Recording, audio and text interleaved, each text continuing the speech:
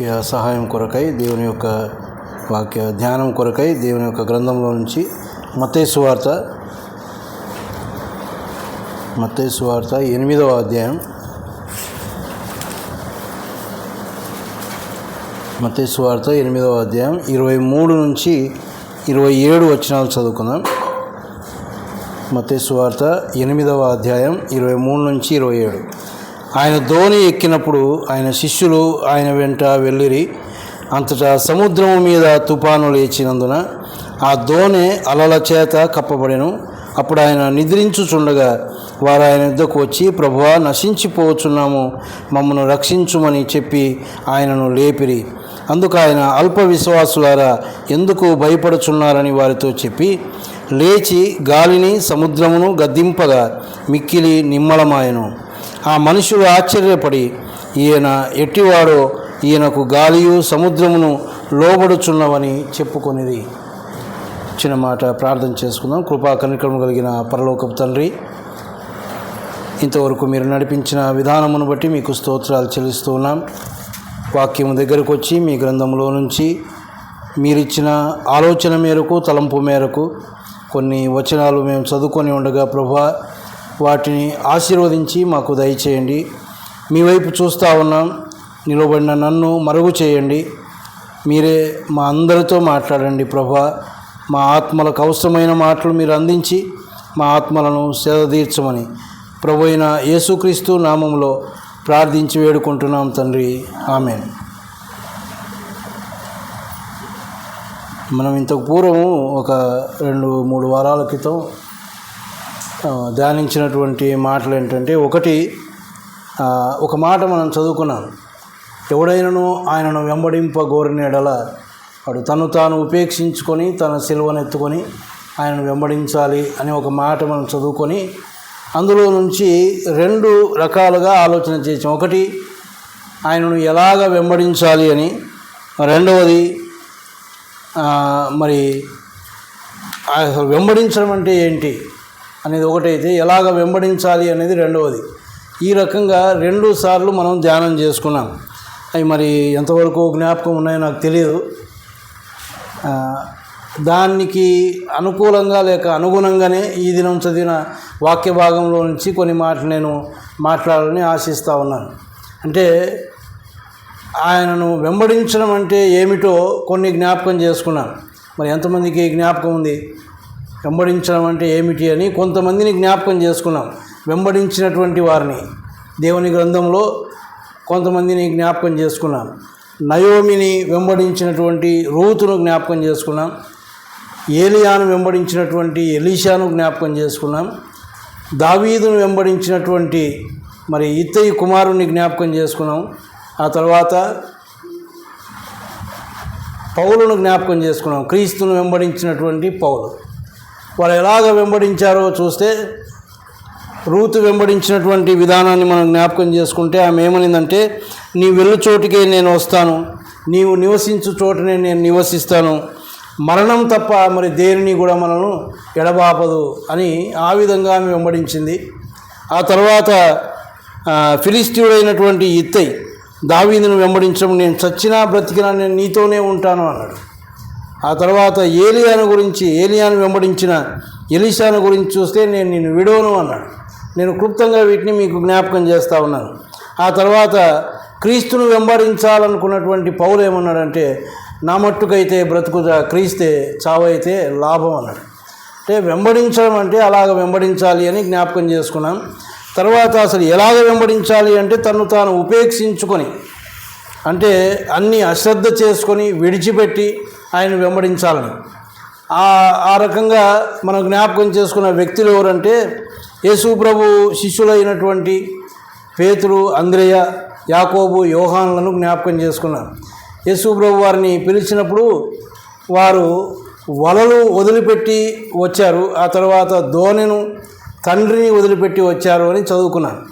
అంటే వారి యొక్క జీవనోపాధిని వదిలిపెట్టుకున్నారు, వారి సంబంధాలను వదిలిపెట్టుకొని వచ్చారు. మరి నువ్వు నేనేం వదిలిపెట్టుకొని వచ్చామో అది కూడా ఆలోచన చేయాలి. ఆ తర్వాత తన సిలువనెత్తుకొని ఆయనను వెంబడించాలి. శ్రమల గుండా వెళ్ళినటువంటి పౌలు యొక్క అనుభవాన్ని ఆయన కంటే ఇంకా మనం ఎవరిని పోల్చుకోలేము. కొరడాల చేత కొట్టబడ్డాడు, రాళ్లతో కొట్టించుకున్నాడు, ఈడవబడ్డాడు, ఇవన్నీ చాలా చదువుకున్నాం. కాబట్టి అటువంటి శ్రమల గుండా ఆయన వెళ్ళినటువంటి సంగతులను జ్ఞాపకం చేసుకున్నాం. కాబట్టి మరి ఈ దినాన మనం చదువుకున్నటువంటి భాగంలో మొట్టమొదట వచనం ఏమన్నదంటే 23వ వచనంలో ఆయన దోణి ఎక్కినప్పుడు ఆయన శిష్యులు ఆయన వెంట వెళ్ళిరి. అంటే వెంబడించడం అంటే అదే ఆయన వెంట వెళ్ళడం. మరి ఆయన శిష్యులు ఆయన వెంట వెళ్ళిరి అంటే ఆ శిష్యుల యొక్క అనుభవం ఏంటో మనం ఒకసారి ఆలోచన చేద్దాం. ప్రభువును వెంబడించినటువంటి శిష్యులు ఉన్నారు ఇక్కడ. మనం కూడా వెంబడిస్తూ ఉన్నాం, మంచిదే. అసలు వెంబడించడం అంటే ఏంటో, ఎలాగ వెంబడించాలో కూడా ఆలోచన చేసుకున్నాం. వాటిలో మనం ఎలాగ ఉన్నాలో, మనం ఎలాగ ఉన్నామో, మనం వెంబడించే రీతి ఎలాగుందో, ఏమి వదిలిపెట్టుకొని వెంబడిస్తూ ఉన్నామో, ఇవన్నీ కూడా మనమే ఆలోచన చేసుకోవాలి. దేవుని వాక్యం అందుకే ఉండేది, మనల్ని మనం పరీక్ష చేసుకోవడానికి. నువ్వు నేను ఇద్దరం ఏదో ఇది బోధిస్తున్నాను కాబట్టి మీకు మాత్రమే కాదు, నిలవబడిన నాకు కూడా ఇది రెండంచులు కలిగినటువంటి ఖడ్గం. కాబట్టి నన్ను నేను పరీక్షించుకోవాలి, అదే సమయంలో మీరు కూడా పరీక్షించుకోవలసిన వారే ఉన్నారు. మరి శిష్యుల యొక్క అనుభవాన్ని మనం చూస్తే ఇక్కడ మనం కొన్ని వచనాలు మనం చదువుకున్నాం. యేసు ప్రభు వారు ఈ లోకంలో ఉన్నప్పుడు ఈ ముందు భాగాన్ని 5, 6, 7 అధ్యాయాలు మనం చూస్తే ఆయన కొండ మీద చేసిన ప్రసంగం మనం చూస్తాం. దానికి పూర్వమే 4వ అధ్యాయంలో యేసు ప్రభు చేత పిలువబడినటువంటి శిష్యులను గురించి కూడా మనం చదువుతాం. ఆయన తనకిష్టమైన వారిని పిలుచుకున్నాడు అని మార్కు సువార్తలో చూస్తాం. అంటే ఆ పిలువబడినటువంటి 12 మంది శిష్యులు ఎవరంటే ఆయనకి ఇష్టమైనటువంటి వారు, వారిని ఆయన ప్రత్యేకపరుచుకున్నాడు. ఆ ఇష్టమైనటువంటి వారు, ప్రత్యేకింపబడినటువంటి ఆయన శిష్యులు ఆయనను ఎలాగా వెంబడిస్తూ ఉన్నారో వారి యొక్క అనుభవాలు మనం చూస్తే, సరే మరి యేసు ప్రభు వారు కొండపై నుంచి దిగి వచ్చాడు. దిగి వచ్చిన వెంటనే ఆయనకు పరీక్షగా ఒకరు ఎదురయ్యారు. 8వ అధ్యాయం మొదటి భాగాల్లో మనం చూస్తే ఒక కుష్ఠరోగి ఆయనకు ఎదురుగా వచ్చినట్టు మనం చూస్తాం. అనేకమైనటువంటి బోధలు ఆయన చేశాడు కొండ మీద. ఇప్పుడు దిగి వస్తూ ఉన్నాడు. దిగి వస్తూ ఉంటే కుష్ఠరోగి ఎదురు వస్తూ ఉన్నాడు. కుష్ఠరోగి అంటే అప్పుడున్నటువంటి పరిస్థితుల్లో వారు ఊరి వెలుపల ఉండాలి. మరి ఊరి వెలుపల ఉన్నాడు, వీరు కొండ దిగి వస్తూ ఉన్నారు. ఆ సమీపించడానికి వీలు లేదు, వారిని ముట్టడానికి వీలు లేదు. కానీ ఆ కుష్ఠరోగి ఆయన దగ్గరకు వచ్చి, నీకు ఇష్టమైతే నన్ను శుద్ధినిగా చేయి ప్రభు అని అడిగితే ఆయన ఏమన్నాడంటే నాకు ఇష్టమే అని ఆ కుష్ఠరోగిని ముట్టి ఆయన బాగు చేసినట్టు మనం చూస్తాం. ఇది ఒక మరి ఆయన యొక్క అనుభవం. బోధ చేయడం కాదు, కానీ ఆ బోధ మన క్రియల్లో ఉండాలి.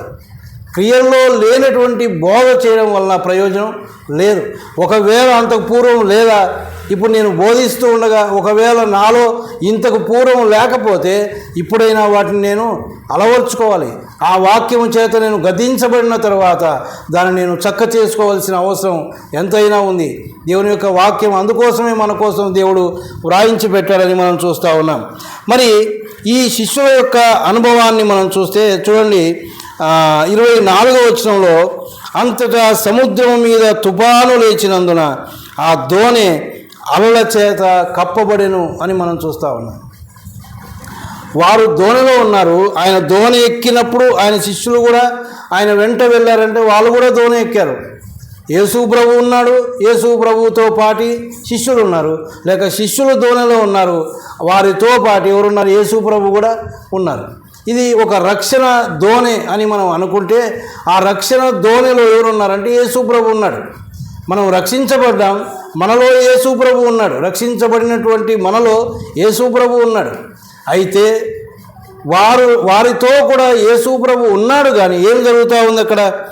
సముద్రం మీద తుఫాను లేచినందున ఆ దోణి అలల చేత కొట్టబడింది అని. ఇక్కడ తుఫాను అని ఉంది, కానీ మార్కు సువార్తలో పెద్ద తుఫాను అని ఉంది. పెద్ద తుఫాను లేచింది, దాంతో అలల చేత ఆ దోణి కొట్టబడతా ఉంది. ఇది సముద్రాన్ని చూచిన వారికి బాగా అర్థమవుతుంది. ఆ తుఫాను లేచినప్పుడు అలలు ఎంత ఎత్తుగా ఎగిసి పడతాయో, అది ఎంత భయంకరమైందో అర్థమవుతుంది. ఆ అలలు కొట్టబడుతూ ఉంటే అలలతో పాటు దోణి కూడా వెళ్ళిపోతూ ఉంది. దోణి ఆ పైకి వెళ్ళి కింద పడడం, అది ఎంత భయంకరమైన స్థితి. వారు భయపడిపోతూ ఉన్నారు ఏమి జరగబోతూ ఉందా అని. కానీ వాస్తవానికి ఆ శిష్యులు ఎవరు అంటే, అంతకు పూర్వం వారి యొక్క వృత్తి ఏమిటి? చేపలు పట్టడమే. ఆ సముద్రంలో చేపలు పట్టే అనుభవం కలిగినటువంటి వారు కాబట్టి ఆ సముద్రం వారికి ఏం కొత్తది కాదు. ఆ సముద్రంలో అలలు మరి రేపబడ్డం, తుఫాను వచ్చినప్పుడు అలల చేత కొట్టబడ్డం అనేది కొత్త సంగతి కాదు. కానీ ఇప్పుడు వారు ఎక్కడున్నారు? యేసు ప్రభుతో ఉన్నారు. యేసు ప్రభుతో ఉన్నారు. అయినా కానీ ఏమొచ్చింది? తుఫాను వచ్చింది, అలల చేత కొట్టబడుతూ ఉంది. ప్రియమైన వారులారా, ఇది మనకేం జ్ఞాపకం చేస్తూ ఉంది అంటే శ్రమల యొక్క అనుభవాన్ని మనకు జ్ఞాపకం చేస్తూ ఉంది. యేసు ప్రభువును నమ్మకోకపూర్వం లోకంలో ఉన్నప్పుడు మనకున్నటువంటి శ్రమలు వేరే, అయితే ఆ శ్రమల్లో ఉన్నటువంటి ఆ పరిస్థితులు వేరే. ఎందుకంటే ఆ తర్వాత మనం ధ్యానం చేస్తే మనకు అర్థమవుతుంది ఆ శ్రమలకు ఈ శ్రమలకు ఉన్నటువంటి వ్యత్యాసం ఏమిటో. ఇప్పుడు యేసు ప్రభువును నమ్ముకున్న తర్వాత మనకెన్నో శ్రమలు. ఈ మధ్య కాలంలోనే మనం ధ్యానం కూడా చేసుకున్నాం దీని గురించే, మధ్యలో మంగళవారం అనుకుంటాను. అసలు మనం శ్రమలను అనుభవించడానికే నియమించబడ్డామని తెస్సలోనిక పత్రికలో నుంచి మనం ధ్యానం చేసుకున్నాం. ఇంకొక మాట ఫిలిప్పీ పత్రికలో ఒక మాట చూడండి. ఫిలిప్పీ పత్రిక 1వ అధ్యాయం చివరి వచనం. క్రీస్తుయేసునందు విశ్వాసముంచుట మాత్రమే గాక ఆయన పక్షమున శ్రమపడుటయు ఆయన పక్షమున మీకు అనుగ్రహింపబడెను. క్రీస్తుయేసునందు విశ్వాసముంచడమే ఆయన పక్షంగా మనకు అనుగ్రహం అయితే, ఇంకోటి ఏంటి? ఆయన శ్రమపడుట కూడా ఆయన పక్షంగా మనకు అనుగ్రహించబడింది. దేవుని నుంచి అనుగ్రహంగా ఇవ్వబడింది ఏంటంటే శ్రమపడ్డం. మరి ఎందుకు ఈ శ్రమలు అంటే దీని గురించి మనం చాలా చూస్తాం. మనం సువర్ణంలాగా మారాలని ఈ శ్రమల గుండా మనం వెళ్ళినప్పుడు ఆయన సారూప్యంలోనికి మనం మార్చబడతాం. అందుకోసమే శ్రమలు మనకు అనుమతించబడ్డాయి, అనుగ్రహించబడ్డాయి. అందుకోసమే మనం నియమించబడ్డామని దేవుని గ్రంథంలో మనం చూస్తూ ఉన్నాం. మరి ఈ యొక్క భయంకరమైనటువంటి శ్రమల గుండా వారు వెళుతూ ఉన్నారు. యేసు ప్రభువును కలిగి ఉన్నారు దోణిలో, కానీ శ్రమలు లేక అలల చేత కొట్టబడుతున్నటువంటి ఒక అనుభవాన్ని మనం చూస్తూ ఉన్నాం. యేసు ప్రభువును వెంబడిస్తున్నటువంటి శిష్యులు కలిగి ఉన్న అనుభవం ఇది. మరి ఆయనను వెంబడిస్తున్న మనకు కూడా ఒక అనుభవం ఏంటంటే శ్రమలు అనేటివి మన జీవితంలో ఉండాలి. శ్రమలు అనేటివి లేవు, నేను చాలా బాగున్నాను అంటే మనం ఆయనను వెంబడించే విషయంలో ఎలా ఉన్నామో ఆలోచన చేసుకోవాలి. వెంబడించవలసిన రీతిలో వెంబడించడం లేదేమో, ఎలాగ వెంబడించాలో అలాగ వెంబడించడం లేదేమో అనేది కూడా మనం ఆలోచన చేయాలి. ఎందుకంటే ఒకవేళ ఒక స్థలానికి మనం వెళ్ళాలనుకున్నప్పుడు, ఒక స్నేహితుడు అనుకుందాం మనకు చెప్పాడు మా ఇంటికి రాండి అని. మరి ఎక్కడ మీ ఇల్లు అంటే, ఇదో నువ్వు వస్తూ ఉంటే ఒక అడవి వస్తుంది, ఆ అడవిలోంచి నువ్వు వస్తూ ఉంటే క్రూరమృగాలు వస్తాయి, ఆ తర్వాత ఒక పెద్ద వంతెన ఉంటుంది, దాని మీద నడవడం కష్టం, అది తూగుతూ ఉంటుంది, కానీ దాన్ని దాటి వస్తే ఇంకా భయంకరమైన కారడవి, ఆ తర్వాతే మా ఇల్లు అంటే, ఇప్పుడు ఆ ఇల్లు చేరుకోవాలంటే ఎక్కడికి వెళ్ళాలి? ఆ అడవిలోంచి ఖచ్చితంగా వెళ్ళాల్సిందే. ఆ యొక్క వంతెన ఎక్కినప్పుడు అది ఊగుతూ ఉంటే భయపడి నా చేత కాదంటే ఆ ఇల్లు చేరుకోలేము. ఇవన్నీ మొదటనే చెప్పబడ్డాయి. ఆ మార్గంలో వెళ్తేనే అక్కడికి వెళ్తాం. కాబట్టి యేసు ప్రభు విషయంలో కూడా నమ్మిన మనకు శ్రమలు అనుగ్రహించబడ్డాయి, శ్రమలు అనుభవించడానికి నియమించబడ్డామంటే ఖచ్చితంగా మన జీవితంలో శ్రమల అనుభవం ఉండి తీరాలి. ఈ శ్రమల అనుభవం మనకు లేదు, ఆరాముగా ఉన్నాం, హ్యాపీగా ఉన్నామంటే సంతోషం ఉంటుంది, నెమ్మది ఉంటుంది. కాదని కాదు, శ్రమలు గుండా వెళ్తూ ఉన్నా కూడా నెమ్మదిస్తాడు, సంతోషం ఇస్తాడు. ఇది ఒక విచిత్రమైన అద్భుతమైనటువంటి అనుభవం. మరి ఆ శ్రమల గుండా మనం వెళ్తూ ఉన్నామా? ఏంటి అసలు మనకున్న శ్రమలు ఏంటి? ఎలాంటి శ్రమల గుండా మనం వెళ్తూ ఉన్నాం? ప్రియమైన వారులారా, అది మనం ఆలోచించవలసిన వారమైన. అలల చేత కొట్టబడడం, ఆ యొక్క దోణి ఎలాగంటే అలా కొట్టబడతా ఉంది. కొన్నిసార్లు మన జీవితంలో వచ్చే శ్రమలు అవి శరీర సంబంధమైనవి కూడా కావచ్చు, తోటి వారి ద్వారా మనకు వచ్చే శ్రమలు, లేక మన ఇంటిలో మనకున్నటువంటి కష్టాలే గొప్ప శ్రమలుగా మనం భావిస్తాం. ఇవన్నీ శరీర సంబంధమైనటువంటివి. ఆత్మ సంబంధమైన శ్రమలు ఉన్నాయి. నువ్వు దేవుని కోసం నిలబడినప్పుడు వచ్చే శ్రమలు ఉన్నాయి. అవి మనం అనుభవిస్తూ ఉన్నామా? అట్టి అనుభవం మనకుందా? ఈ శరీర సంబంధమైన శ్రమలే తట్టుకోలేకపోతూ ఉన్నాం. ఇంట్లో కొన్ని కష్టాలు వస్తాయి, వాటినే మనం తట్టుకోలేకపోతూ ఉన్నాం. బంధువుల ద్వారా లేక స్నేహితుల ద్వారా, తోటి సహోదరుల ద్వారా ఏవైనా నిందలు, అవమానాలు అనే శ్రమలు, కష్టాలు మనం వచ్చినప్పుడు మనం వాటినే తట్టుకోలేకపోతూ ఉన్నాం. అయితే ఖచ్చితంగా యేసు ప్రభువును నమ్మినటువంటి వ్యక్తి, ఆయనను వెంబడించాలని తీర్మానం చేసుకున్న వ్యక్తి జీవితంలో ఉండవలసిన మొట్టమొదటి అనుభవం ఏంటంటే శ్రమల అనుభవం. మరి ఆ శ్రమలు మనకు ఉన్నాయో లేదో మనం ఆలోచన చేసుకుందాం. రెండవ అనుభవాన్ని మనం చూస్తే, ఈ యొక్క శ్రమల గుండా వెళుతున్నటువంటి ఆ యేసు ప్రభువును వెంబడిస్తున్న వ్యక్తి చేసేటటువంటి పని గురించి మనం చూస్తే చూడండి, అక్కడే 25వ వచనంలో మనం ఏం చూస్తామంటే, వారు ఆయన యొద్దకు వచ్చి, ఆ యొక్క దోణి అలల చేత కొట్టబడుతూ ఉంది. వారు ఎక్కడికి వస్తూ ఉన్నారు? యేసు ప్రభు దగ్గరికి వస్తూ ఉన్నారు. వాస్తవానికి మనం ఇందాక చెప్పుకున్నట్టుగా వారు అంతకు పూర్వము చేపలు పట్టే అనుభవం కలిగిన వారు.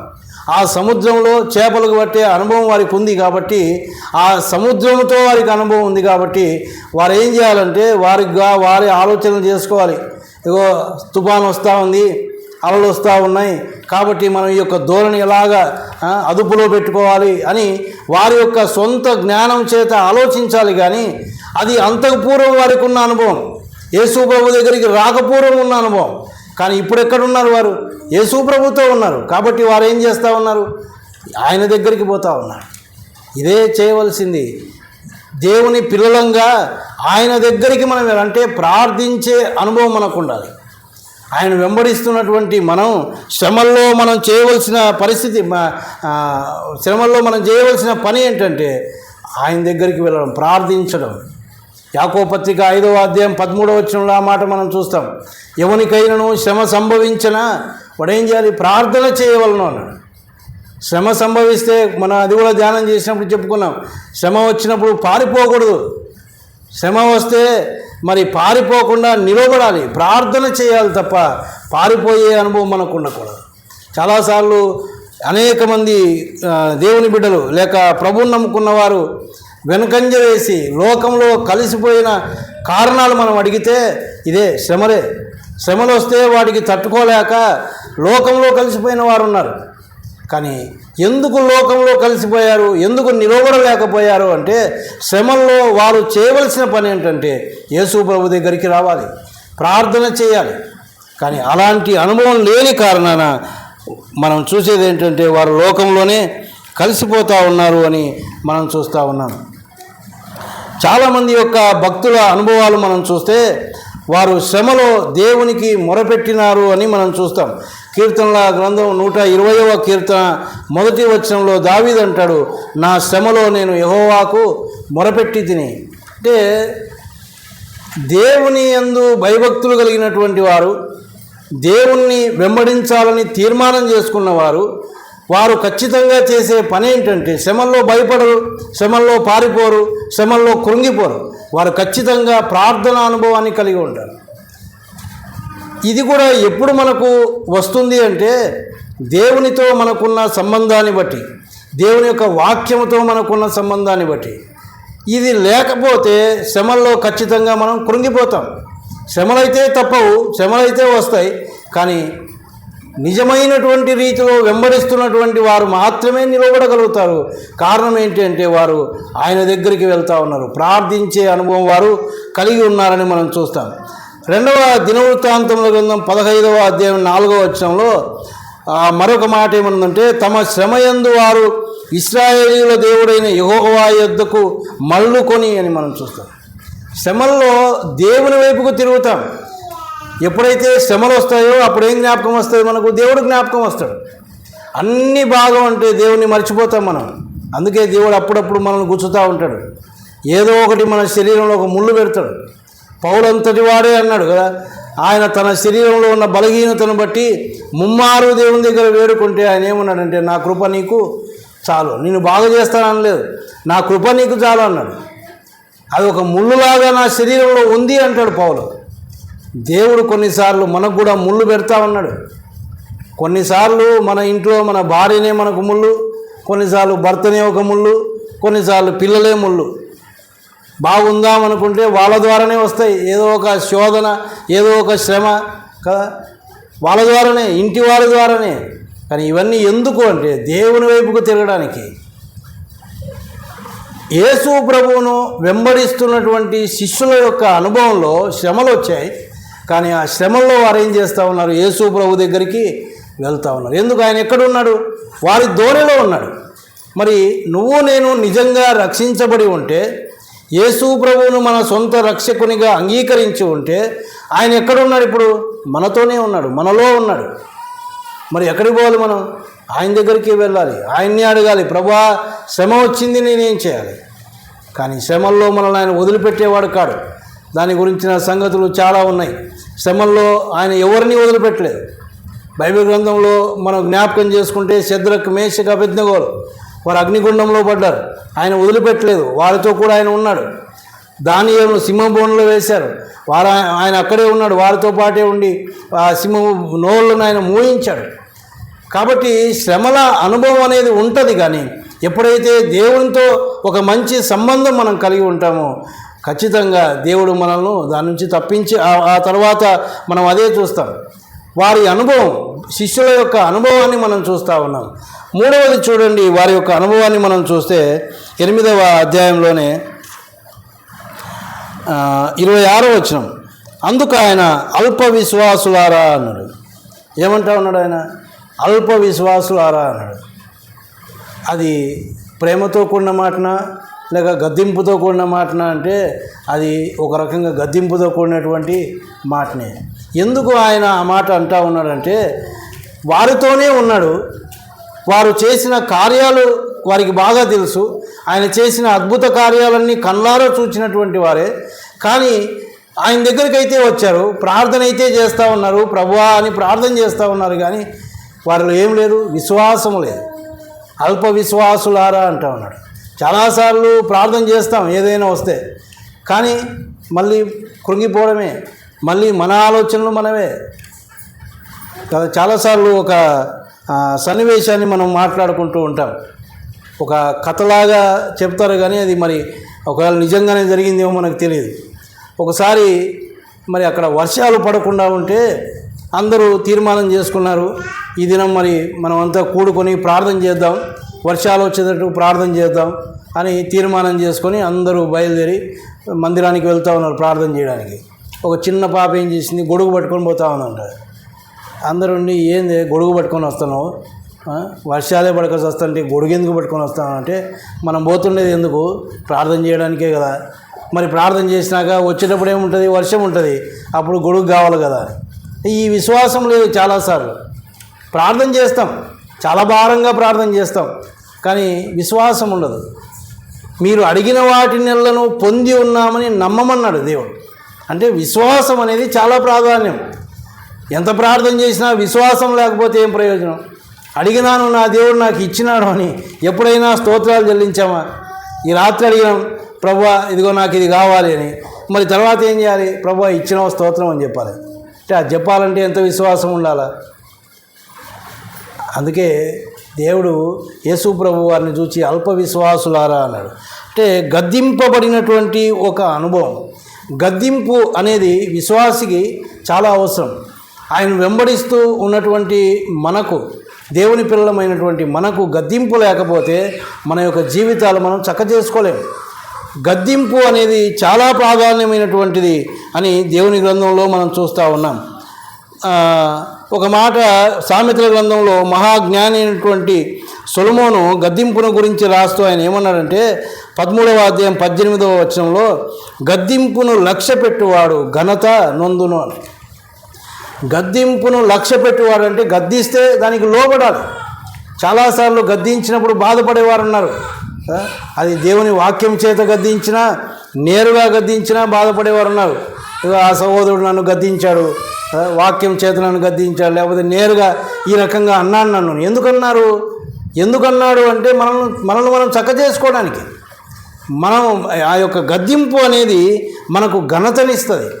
ఎందుకు అంటే గద్దించక పూర్వం మనం ఏ తప్పిదంలో అయితే ఉన్నామో ఆ తప్పిదం మన యొక్క ఘనత లేకుండా చేస్తూ ఉంది. ఎప్పుడైతే గద్దింపుకు లోబడి ఆ యొక్క తప్పిదాన్ని మనం మానుకుంటామో అప్పుడు మనకు ఘనత దొరుకుతూ ఉంది. అందుకోసమే ఆ గద్దింపబడినటువంటి అనుభవం ఒక విశ్వాసి కలిగి ఉండాలి అని మనం చూస్తూ ఉన్నాం. ఇంకొక మాట ఏమనుందంటే 15వ అధ్యాయం 10వ వచనంలో సామెతల గ్రంథంలో గద్దింపును ద్వేషించువారు మరణమునందుదురు అన్నాడు. గద్దింపును ద్వేషించువాడు మరణమే.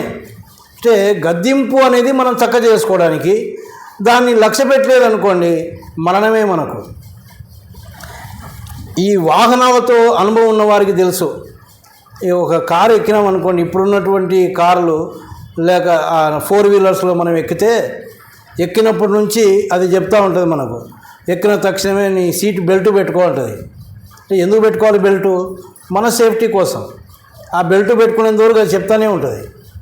తర్వాత బండిలో ఒకవేళ పెట్రోల్ అయిపోతూ ఉంటే అది కూడా చెప్తుంది బండిలో పెట్రోల్ అయిపోతూ ఉంది అని. ఈ మాటికి చెప్తానే ఉంటుంది. నువ్వు బెల్ట్ కట్టుకునేంతవరకు చెప్తుంది, నువ్వు పెట్రోల్ ఓపించేంతవరకు చెప్తానే ఉంటుంది. విసుగు వచ్చిందనుకో, ఏది ఊరికి ఇది చెప్తా ఉందని దాన్ని బంద్ చేసుకుంటారు. బంద్ చేసుకుంటే పరిస్థితి ఏంది? కొంత దూరం పోయినాక బండి ఆగిపోతుంది. ఎందుకు ఆగిపోతుంది? డీజిల్ లేక, పెట్రోల్ లేక. అప్పుడు అవస్థ ఏంటి చెప్పండి? ఇంకా ఆ సమీపంలో దొరికితే పర్వాలేదు, లేకపోతే అంతే సంగతులు. కాబట్టి ఈ యొక్క గద్దింపు లేక హెచ్చరికలు అనేది దేవుని యొక్క బిడ్డలకు అవసరం. మనల్ని ఒక సరైన మార్గంలో తీసుకుపోవడానికి, మనం ఎక్కడా మన యొక్క విశ్వాసపు జీవితంలో దెబ్బతినకుండా, దేవునికి విరోధమైన కార్యాలు చేయకుండా మనల్ని గద్దిస్తూ ఉంటుంది.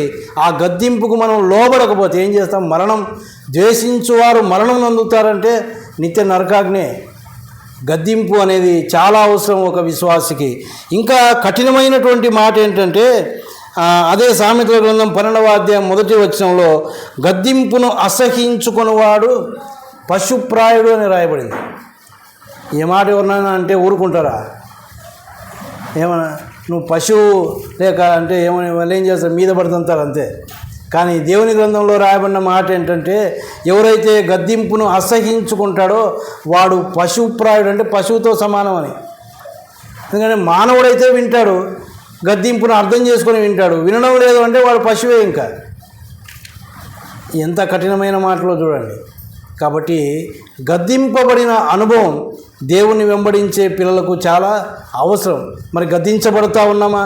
గద్దింపు మనకు వస్తూ ఉందా? అయితే గద్దింపు వచ్చినప్పుడు లోబడుతూ ఉన్నామా? చక్క చేసుకుంటూ ఉన్నామా? లేక గద్దింపును ద్వేషిస్తూ ఉన్నామా? లేక గద్దింపును అసహించుకుంటూ ఉన్నామా? మనమే ఆలోచన చేయాలి. క్రీస్తును వెంబడించుతున్నటువంటి శిష్యుల యొక్క అనుభవాన్ని మనం చూస్తూ ఉన్నాం. శ్రమల గుండా వెళ్ళిన అనుభవం, ఆ శ్రమల్లో ప్రార్థించిన అనుభవం, లేక దేవుని దగ్గరికి వెళ్ళినటువంటి అనుభవం, గద్దింపబడినటువంటి ఒక అనుభవం. తర్వాత చూడండి 26వ అధ్యాయంలోనే 26వ వచనంలో 8వ అధ్యాయం 26వ వచనంలో అల్ప విశ్వాసులారా అంటూ ఎందుకు భయపడుతున్నారు అన్నాడు. ఎందుకు భయపడుతూ ఉన్నారు అంటే అది అభయం ఇచ్చేటటువంటి ఒక మాట, లేక ఆదరణ కలిగించేటటువంటి ఒక మాట.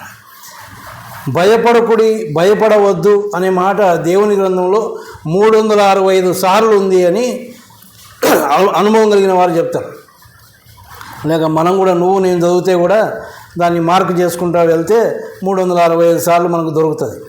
అంటే ప్రతి దినము దేవుడు ఏం చెప్తా ఉన్నాడు మనతో అంటే భయపడొద్దు. అంటే దేనికి భయపడాల్సిన అవసరం లేదు విశ్వాసి. దేవుడు మనతో కూడా ఉండి మనల్ని ఆదరించేవాడుగా ఉన్నాడు అని దేవుని యొక్క గ్రంథం ద్వారా మనము హెచ్చరించబడుతూ ఉన్నాం. దేవుడు మరి వీరు ఉన్నటువంటి పరిస్థితి ఏంటంటే ఆ అల్ల చేత కొట్టబడుతూ ఉంటే ఇంకా వారొక మాట అన్నారు కదా, ఏమన్నారు? మేము నశించిపోవచ్చున్నామన్నారు. మేము నశించిపోతూ ఉన్నాం. వారి యొక్క భయం ఏంటంటే ఈ అల్ల చేత కొట్టబడి ఇంకా మేము నశించిపోతామేమో అని వారు ఆ యొక్క భయం వారు కలిగి ఉంటే యేసుప్రభు అంటా ఉన్నాడు, మీరు భయపడొద్దు. దేవుని గ్రంథంలో ఒక సందర్భాన్ని మనం ఆలోచన చేస్తే, దేవుడు ఇశ్రాయేలును ఐగుప్తు నుంచి విడిపించుకొని వస్తూ ఉన్నాడు. కొంత దూరం వచ్చిన తర్వాత ఎదురుగా ఎర్ర సముద్రం కనపడింది. ఆ తర్వాత వెనక్కు చూస్తే ఐగుప్తీయులు రథాల మీద వస్తూ ఉన్నారు. అప్పుడు వీరి యొక్క పరిస్థితి ఎలా ఉంది?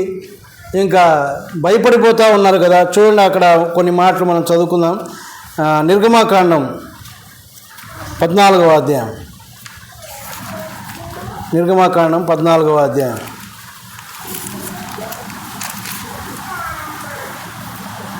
10వ వచనంలో, ఫరో సమీపించుచుండగా ఇశ్రాయేలీయులు కన్నులెత్తి ఐగుప్తీయులు తమ వెనుక వచ్చుట చూచి మిక్కిలి భయపడి యెహోవాకు మొరపెట్టిరి. వెనక్కి చూసినారు, మరి ఐగుప్తీయులు సమీపిస్తూ ఉంటే వారు భయపడినారు, మిక్కిలి భయపడి. ఎందుకు? వారి శత్రువులు. వారు వస్తే ఏం జరుగుతుందో తెలుసు. వారు వచ్చినారంటే ఐగుప్తీయులు సామాన్యులు కాదు. వారికి రథాలు ఉన్నాయి, వారికి ఆయుధాలు ఉన్నాయి. వారు వస్తే చంపేస్తారు తెలుసు, ఇంకా చచ్చిపోతామన్న భయం. అందుకే మిక్కిలి భయపడి దేవునికి మొరపెడతా ఉంటే కింద చూడండి 13వ వచనంలో దేవుని పక్షంగా మోషే చెప్తున్నటువంటి మాట ఏంటంటే, అందుకు మోషే భయపడకుడి అంటా ఉన్నాడు. మీరు భయపడొద్దు అని ఒక మాట ఏమన్నాడు? యెహోవా నేడు మీకు కలుగజేయు రక్షణను మీరు ఊరక నిలుచుండి చూడండి. మీరేం భయపడాల్సిన పని లేదు. వెనకొస్తున్న ఐగుప్తీయులు మిమ్మల్ని ఏం చేయరు. మీరు ఊరికి నిల్చొని చూస్తూ ఉండండి. యెహోవా ఇచ్చు రక్షణను మీరు ఊరికి నిలబడి చూడండి అన్నాడు. ఇప్పుడు నమ్మకం ఎవరికి కావాలి? వీరికి కావాలి. వాళ్ళు చెప్తా ఉన్నాయన మోషే, వెనకాల ఐగుప్తీయులు రథాల మీద వస్తూ ఉన్నారు, వాళ్ళ చేతిలో ఆయుధాలు ఉన్నాయి, వారు సమీపిస్తే మా పని అయిపోతుంది, నువ్వేమో ఊరికి నిలబడి చూడమంటావు, ఇదేమన్నా అయ్యే పనే? కానీ ఆ దేవుడు అంటా ఉన్నాడు, నువ్వు ఊరికే నిలబడి చూడు చాలు. మరి జయం దొరకలేదా? ఊరికే నిలబడి చూస్తూ ఉంటే దేవుడు దాన్ని, ఆ సముద్రాన్ని పాయలు చేశాడు. ఒక మైదానంలాగా దాన్ని పాయలు చేస్తే వీరందరూ నెమ్మదిగా దాటిపోయారు అవతలికి. అక్కడ ఇంకొక మాట మనం చూస్తే చూడండి, 30వ వచనంలో, ఆ దినమున యెహోవా ఐగుప్తీయుల చేతుల నుండి ఇశ్రాయేలును రక్షించెను, ఇశ్రాయేలు వచ్చిన ఐగుప్తీయులను సముద్ర తీరమున చూచిరి. ఒక మాట ఏమనుందంటే,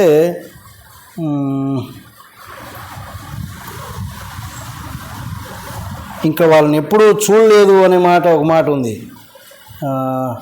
13వ వచనంలో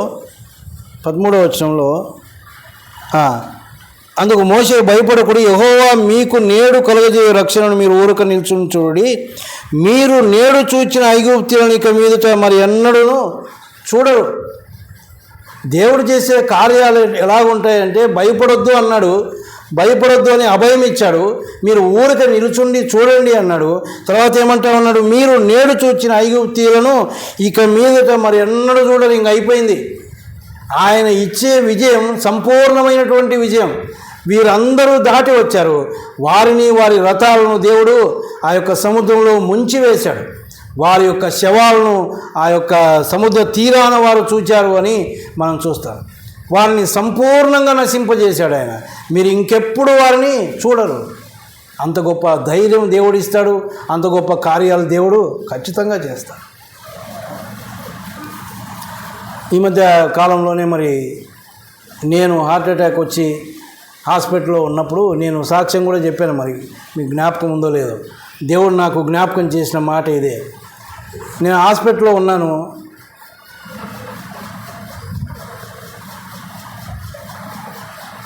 పిల్లలు ప్రయాసపడుతూ ఉన్నారు బెంగళూరు తీసుకొని పోవాలని. నాకు తెలుసు నా దగ్గర ఎంత ఉందో, నా బ్యాంకు బ్యాలెన్స్ ఏదో నాకు తెలుసు. మరి బెంగళూరు పోవాలంటే చాలా డబ్బు అవసరం, అక్కడ హాస్పిటల్లో డబ్బు అవసరం. దీని గురించి నేను ఆలోచిస్తూ దేవుని దగ్గర మొరపెడతా ఉంటే ఆయన నాకు జ్ఞాపకం చేసిన మాట ఇదే, మీరు ఊరక నిలుచుండి చూడండి. ఇంకంతే, నేను నోరు మూసుకున్నా, ఊరికే నిలుచుండి చూస్తూ ఉన్నా, అంతే. ఊరికే చూస్తూ ఉన్నా, ఏం జరుగుతూ ఉందో నాకే తెలియదు. దేవుడు అన్ని విషయాల్లో సాయం చేశాడు. మనకు కావాల్సింది ఒకటే, నమ్మకం కావాలి. మీరు ఊరక నిలుచుండి చూడండి అని ఆ సందర్భంలో ఎవరైనా అంటే ఎట్లుంటుంది చెప్పండి? ఇశ్రాయేలు పరిస్థితి అదే. మీరు ఊరిక నిల్చుండి చూడండి అంటే వారికేమో భయం, వారు భయపడుతూ ఉన్నారు. వెనక ఐగుప్తీయులు వస్తూ ఉంటే మోషేకేం తమాషా ఉంది, ఊరికే నిల్చుండి చూడమంటాడు. కానీ దేవుడు అద్భుతంగా వారిని దాటించాడు. కాబట్టి ప్రియమైన వాళ్ళారా, దేవుడు మనకు అభయం ఇస్తాడు. ఆయనను వెంబడిస్తూ ఉన్నప్పుడు శిష్యుల యొక్క అనుభవం ఏంటంటే వారికి అభయం ఇచ్చాడు. ఇంకా చెప్పాలంటే ఆదరించబడినటువంటి ఒక అనుభవంగా మనం చూస్తాం. చూడండి, ద్వితీయోపదేశకాండం 20వ అధ్యాయం, ద్వితీయోపదేశకాండం 20వ అధ్యాయం మొదటి వచనం.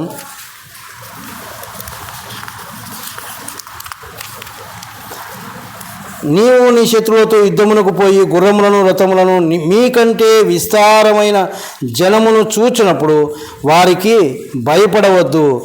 ఐగుప్తు దేశంలో నుండి నిన్ను రప్పించిన నీ దేవుడైన యెహోవా నీకు తోడై ఉండును. ఎందుకు భయపడవద్దు అని అంటా ఉన్నాడంటే, మీకంటే విస్తారమైన జనాన్ని మీరు చూచినప్పుడు భయపడొద్దు అని. ఎందుకు భయపడొద్దు? నేను మీకు తోడుగా ఉన్నాను, వారితో కూడా ఉన్నాడు ధోనిలోనే. అందుకే అంటారు మీరు భయపడద్దు, నేనున్నాను కదా ఇక్కడ అని.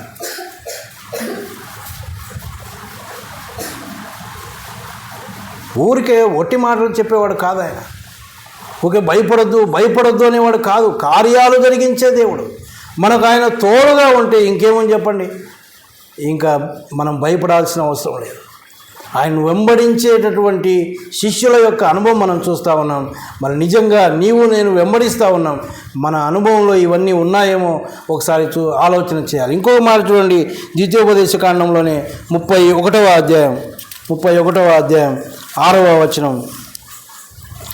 భయపడకుడి, వారిని చూచి దిగులు పడకుడి, నీతో కూడా వచ్చువాడు నీ దేవుడైన యెహోవాయే. ఆయన మనతో కూడా వస్తూ ఉంటాడు అంతే. ఇంకా ఆయన వస్తూ ఉంటే మనం భయపడాల్సిన అవసరం ఏముంది? నీకు తోడుగా ఉంటాను, నీతో కూడా వచ్చేది నేనే అంటా ఉన్నాడు. ఎవరు రారు, నేనే వస్తాను. కొన్నిసార్లు ఆయన దూతలను కాదు, ఆయన్నే వస్తాడు. షడ్రకు మేషకు అబేద్నెగోలు ఆ యొక్క అగ్నిగుండంలో ఉన్నప్పుడు ఆయనే దిగి వచ్చాడు. మనుష్య కుమారుని పోలిన వాడిని ఆయన చూచాడని మనం చదువుతాం. యేసు ప్రభు తానే దిగి వచ్చినట్టుగా మనం చూస్తాం. ప్రియమైన వాళ్ళారా, దేవుని పిల్లల పట్ల ఆయనకున్న ప్రేమ ఎంత గొప్పది. అపోస్తలుల కార్యముల గ్రంథం 7వ అధ్యాయంలో స్టెఫను గురించి మనం చదువుతాం. ఆ శ్రమలు అనుభవించేటప్పుడు ఆయన ఆకాశం తెరవబట్టు చూచాడు. ఇదిగో మనుష్య కుమారుడు ఆయన నిలుచుండుట చూచాడు. ఆయన తండ్రి కుడిపార్శ్వమందు కూర్చున్నటువంటి దేవుడు ఆయన లేచి నిలబడుకున్నాడు. తన బిడ్డలు శ్రమలు పడుతూ ఉంటే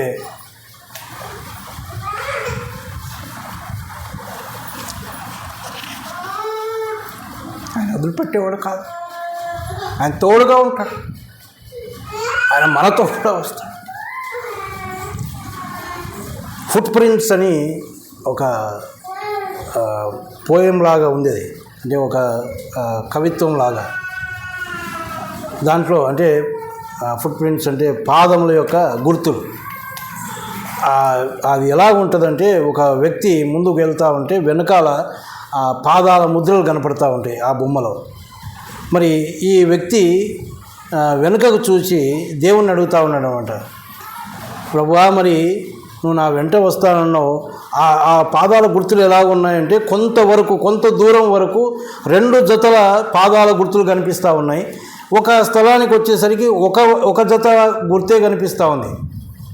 అందుకే దేవుణ్ణి అడుగుతూ ఉన్నాడు, ప్రభువా నా వెంట వస్తానన్నావు కానీ కొంత దూరం వచ్చావు, అంటే ఆ 2 జతల పాదములు ఉన్నప్పుడు నువ్వు నాతో పాటు ఉన్నావు, మరి ఇక్కడ ఎందుకు నన్ను వదిలిపెట్టావు? ఎక్కడ ఒక జత పాదమే ఉంది, మరి అక్కడ నన్ను వదిలిపెట్టేసావా ప్రభు అని అడుగుతూ ఉంటే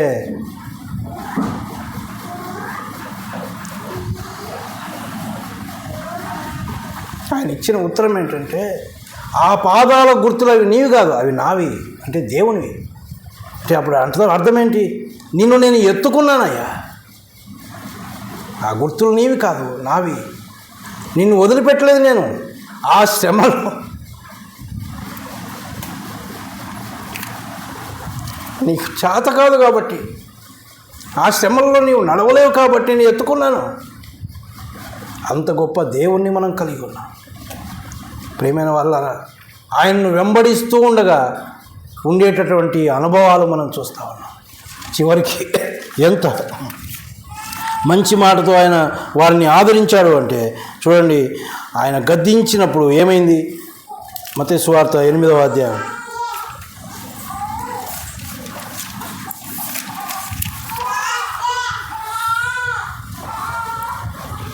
ఆయన లేచి గాలిని సముద్రమును గద్దింపగా మిక్కిలి నిమ్మళమాయను. అంతే. ఆ శ్రమలో వారు ఆయన దగ్గరకు వచ్చారు, ఆయన్ని అడిగారు, ప్రార్థన చేశారు, మొరపెట్టుకున్నారు. ఆయన మరి వారిని గద్దించినాడు కానీ, వారికి ఉన్న అల్ప విశ్వాసాన్ని బట్టి వారిని గద్దించినాడు కానీ తర్వాత వారిని భయపడవద్దు అని అభయం ఇచ్చాడు. ఆ తర్వాత చేయవలసిన కార్యాన్ని ఆయన చేశాడు. వారు దేని గురించి అయితే భయపడతా ఉన్నారో ఆ యొక్క సముద్రమును గాలిని అణిచివేశాడు. ఆయన నిమ్మళమైపోయింది, ప్రశాంతమైనటువంటి వాతావరణం.